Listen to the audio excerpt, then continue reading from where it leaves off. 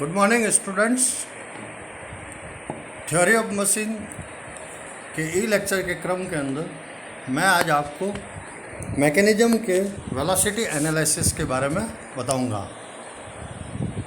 सबसे पहले जो सामान्य परिभाषाएं जो है वो हमने पहले भी पढ़ रखी है आपने कक्षाओं के अंदर, लेकिन उसका पुनरावलोकन जो है वो थोड़ा सा आवश्यक है, इसलिए मैं आपको बता रहा हूँ कि दूरी किसे कहते हैं। डिस्टेंस किसी भी पिंड द्वारा तय किए गए पाथ की लंबाई को हम दूरी कहते हैं। इसी का ही एक समकक्ष शब्द जो कि एक सदिश राशि है, विस्थापन, किसी भी पिंड की स्थिर बिंदु के सापेक्ष स्थिति में परिवर्तन को हम विस्थापन कहते हैं। इन दोनों की यूनिट्स जो है वो मीटर्स में, सेंटीमीटर्स में या किलोमीटर्स में होगी, और विस्थापन जो एक सदिश राशि है और दूरी जो है वो अदिश राशि है। वेलोसिटी, वेग, विस्थापन में परिवर्तन की दर को हम वेग कहते हैं, तो इसकी इकाई हो जाएगी मीटर पर सेकंड, और डिफरेंशियल फॉर्म के अंदर हम लिख रहे हैं ds/dt। गति एकांक समय में किसी पिंड द्वारा तय किए गए दूरी को हम गति कहते हैं। यह एक अदिश राशि है और वेग जो है एक सदिश राशि है। इसी प्रकार से त्वरण, वेग में परिवर्तन की दर को हम त्वरण कहते हैं। अगर कोई कण या बॉडी किसी वक्र पथ पर गति कर रही है तो उसके त्वरण के दो कंपोनेंट्स होंगे, एक गति की दिशा के अनुदिश जिसको हम स्पर्शीय त्वरण कहते हैं, और एक गति की दिशा के लंबवत जिसको हम अभिलंब्य त्वरण, रेडियल एक्सीलरेशन या सेंट्रीपिटल एक्सीलरेशन कहते हैं। इसकी इकाई जो होगी वो मीटर पर सेकंड स्क्वायर होगी। वेग के बारे में अगर वापस बात करें कि यदि किसी पिंड का वेग स्थिर बिंदु के संदर्भ में नापा जाए तो उसे हम निरपेक्ष वेग कहते हैं, और यदि किसी पिंड का वेग किसी मूविंग बिंदु के संदर्भ में नापा जाए तो उसे हम सापेक्ष वेग कहते हैं।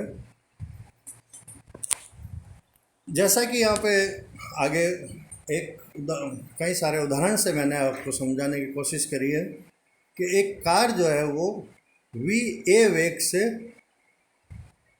पूरब की ओर जा रही है, तो कार में बैठे हुए व्यक्ति को ऐसा प्रतीत होता है या आभास होता है कि स्थिर ऑब्जेक्ट्स जैसे पेड़, पौधे, इलेक्ट्रिक पोल्स उसके कार की तरफ जो है वो आते हुए प्रतीत होते हैं, और उनका वेग लगभग जो है वो कार की वेग के बराबर होगा या उसके विपरीत दिशा में होगा, उसकी तरफ आते हुए प्रतीत होते हैं। अर्थात वेलोसिटी ऑफ ट्रीज और plant will be equals to reverse velocity of the car va के विपरीत दिशा के अंदर इसका वेग होगा, तो सदिश्य रूप में इसका यहाँ पे ये लिखा गया है।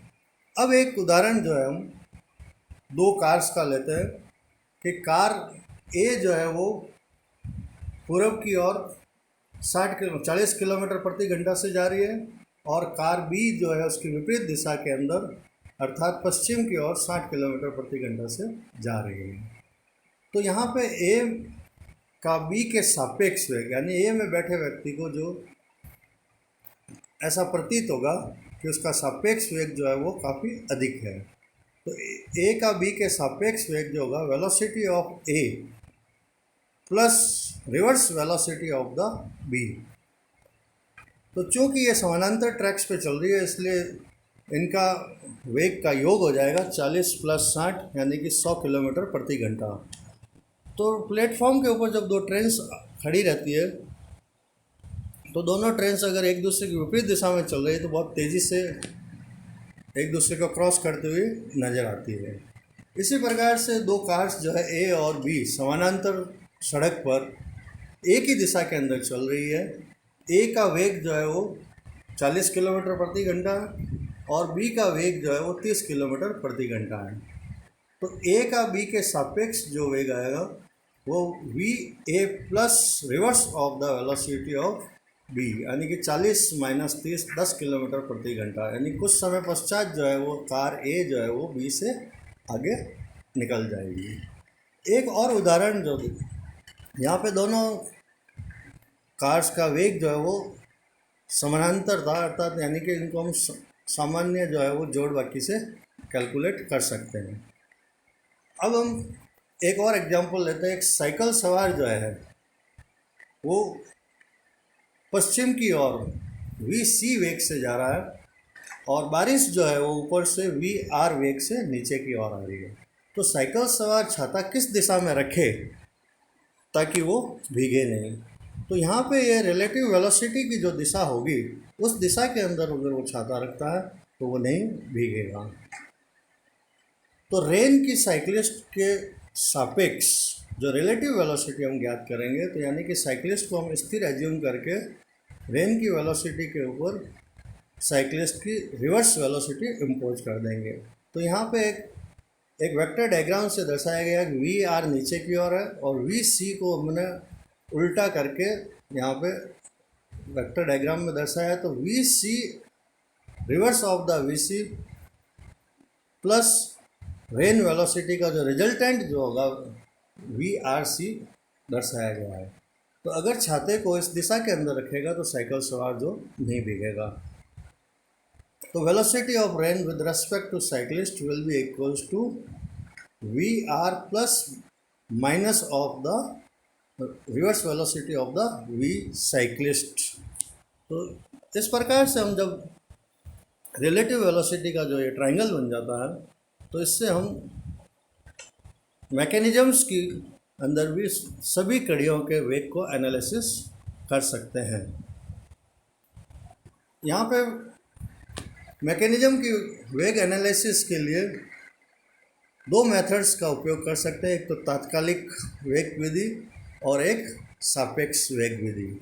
तो चित्र के अंदर आपको एक 4 बार मैकेनिज्म दर्शाया गया है जिसमें ABCD 4 बार मैकेनिज्म के अंदर कड़ी AD जो है वो स्थिर है, कड़ी AB जो है वो 20 चक्कर प्रति मिनट से दक्षिणावर्त दिशा के अंदर घूम रही है, कड़ी AB जो है BC को गति हस्तांतरित करेगी और इस प्रकार CD कड़ी भी जो है वो D के परित घूर्णन करने लगेगी।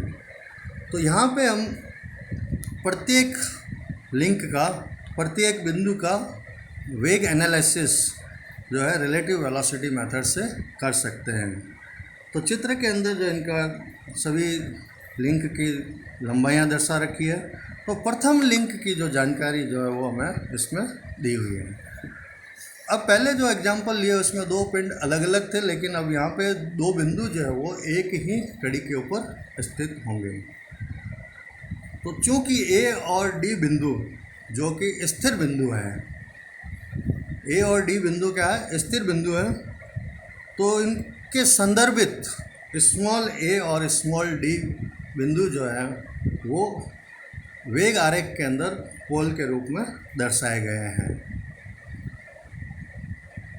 अब b का वेग a के संदर्भ में जो कि एब्सोल्यूट वेलोसिटी होगी वो हम सूत्र से ज्ञात कर सकते हैं कि omega into AB, that is radius of the path of B। चूँकि AB जो है वो A के परित घूर्णन कर सकता है, इसलिए B बिंदु जो है एक वृत्तीय पथ पर गति करेगा। तो B का वेग जो होगा omega into AB, that is radius of the link होगा।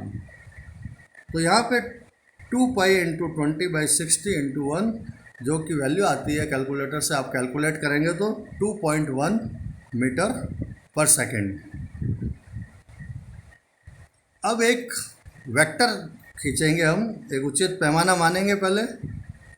तो ये सदिश AB जो है वेलोसिटी ऑफ B को रिप्रेजेंट करेगा। यहाँ एब्सोल्यूट वेलोसिटी कहलाएगी B की, क्योंकि B A स्थिर बिंदु है तो स्थिर बिंदु के सापेक्ष जो भी वेग हम मेजर करते हैं वो निरपेक्ष वेग कहलाता है।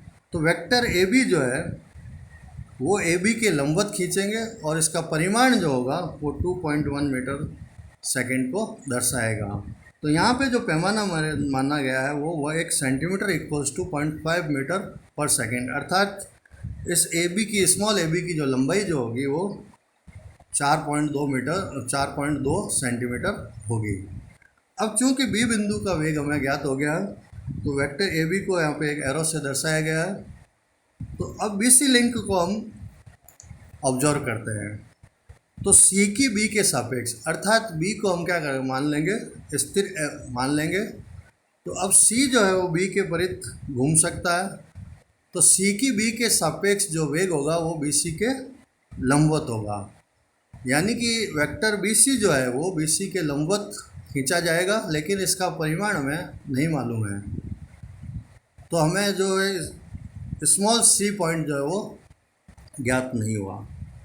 तो अब कड़ी सी डी को आप कंसीडर करेंगे। कड़ी सी डी के अंदर हम देखेंगे कि सी का डी के सापेक्ष जो कि निरपेक्ष वेग कहलाएगा, क्योंकि डी स्थिर बिंदु है, ये सी डी के लंबवत होगा।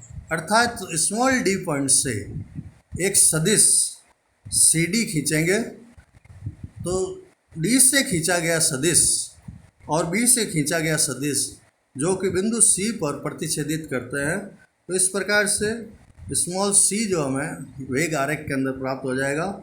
और ये रिलेटिव वेलोसिटी ट्राइंगल जो है वो 4 बार चेन के लिए प्राप्त हो गया है।